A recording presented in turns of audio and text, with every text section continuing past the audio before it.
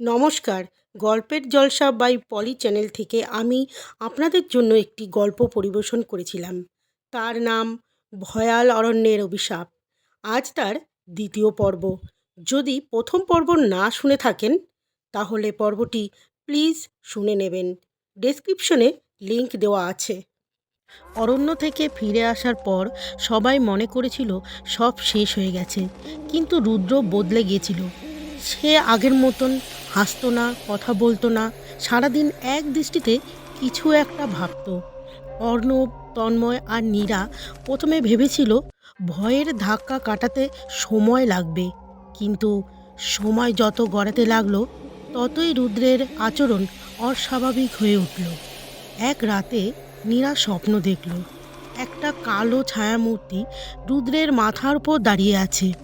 ফিসফিস করে বলছে, আমি চলে যাইনি, আমি ফিরে এসেছি। নীরা চিৎকার করে জেগে উঠল। ঘামতে ঘামতে সে তন্ময়কে ফোন করল।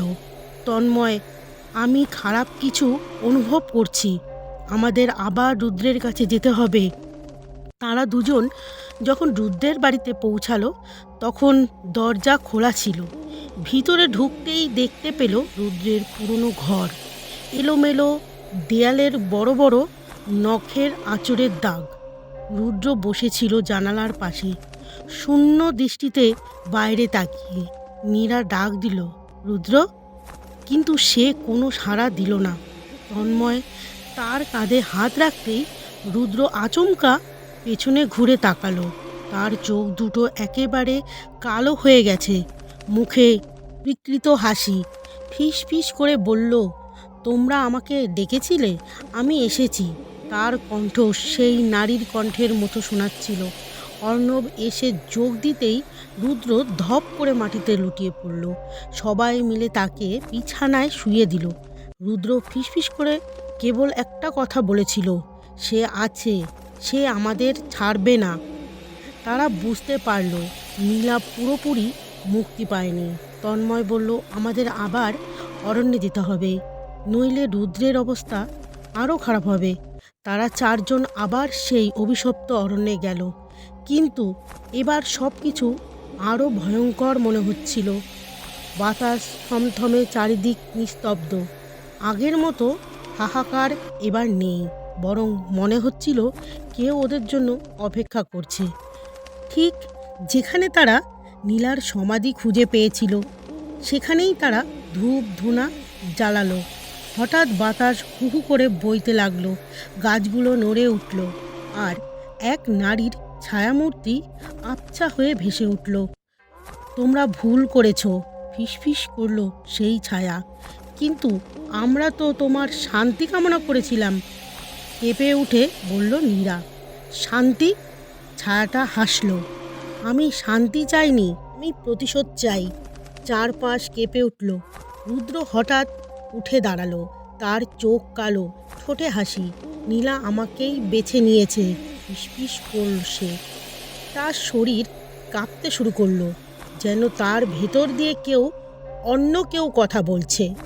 তোমাদের চলে যাওয়া উচিত ছিল, কিন্তু এখন দেরি হয়ে গেছে। অর্ণব, নীরা আর তন্ময় আতঙ্কে পেছনে সরতে লাগলো। গাছের ছায়াগুলো যেন বড় বড় হতে থাকলো। বাতাস আরও ভারী হয়ে উঠল। হঠাৎ রুদ্র বিকট চিৎকার করে মাটিতে পড়ে গেল। কয়েক মুহূর্ত পর সে ধীরে ধীরে স্বাভাবিক হলো। বাতাস থেমে গেল, অরণ্য আবার শান্ত হয়ে গেল। নীলার ছায়াটা মৃদু কণ্ঠে বলল, আমি চলে যাচ্ছি, এবার সত্যি। তারপর ধীরে ধীরে মিলিয়ে গেল। রুদ্র ধীরে ধীরে উঠে বসল, তার মুখে এক অদ্ভুত শান্তি। সব ঠিক আছে? তন্ময় জিজ্ঞাসা করল। রুদ্র মাথা নাড়ল, হ্যাঁ, এবার সত্যি মুক্তি পেলাম। তারা অরণ্য ছেড়ে ফিরে এলো, কিন্তু যাওয়ার সময় রুদ্র একবার পিছনে তাকিয়ে দেখল একটা গাছের ছায়ার আড়ালে যেন কেউ দাঁড়িয়েছিল। হয়তো নীলা, হয়তো অন্য কেউ, কিন্তু সত্যি কি অভিশাপ মুছে গেল, নাকি এই অভিশপ্ত অরণ্য নতুন শিকার খুঁজবে? পরের পর্ব শুনতে হলে আমার চ্যানেলটি সাবস্ক্রাইব করে পাশে থাকা বেল আইকনটি প্রেস করে পাশে থাকবেন। ধন্যবাদ।